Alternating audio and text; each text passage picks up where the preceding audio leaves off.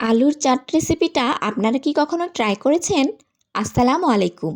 আলুর চাট রেসিপিটা এতটাই লোভনীয় ও মজার একটি খাবার যে একবার খেলে এর স্বাদ মুখে লেগে থাকবে। আপনারা চাইলে রোজার ইফতারির সঙ্গেও রাখতে পারেন। চলুন এর প্রস্তুত প্রণালীটা দেখে নিই। প্রথমেই এর জন্য নিয়ে নিয়েছি সেদ্ধ করা আলু এবং এগুলোকে গুটি গুটি করে কেটে নিয়েছি। তারপর দিয়ে দিচ্ছি টমেটো কুচি, এর সঙ্গে দিয়ে দিচ্ছি বাঁধাকপি কুচি। আপনার এখানে শসা কুচি, গাজর কুচিও দিতে পারেন। দিয়ে দিচ্ছি পেঁয়াজ কুচি, সঙ্গে দিচ্ছি কাঁচামরিচ কুচি, সঙ্গে আরও দিয়ে দেব শুকনো মরিচ। আপনারা কে কেমন ঝাল খেতে পারেন সেই অনুপাতেই মরিচটা ব্যবহার করবেন।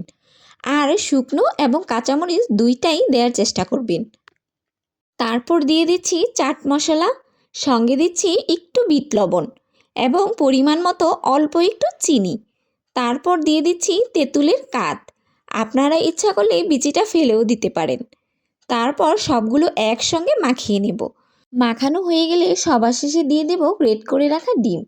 সবগুলো মাখানোর পর এমন সুন্দর লোভনীয় ঘ্রাণ আপনার নাকে আসবে, দেখবেন জিভে অটোমেটিক জল চলে এসেছে। সবার কাছে একটাই রিকোয়েস্ট থাকবে, একবার হলেও বানিয়ে খেয়ে দেখবেন। এটা যদি একবারও বানিয়ে না খেয়ে থাকেন তাহলে অনেক বড় একটা জিনিস মিস করে ফেলবেন। এটা বানাতে যতক্ষণ দেখবেন বাটি খালি হতে সময় লাগবে না।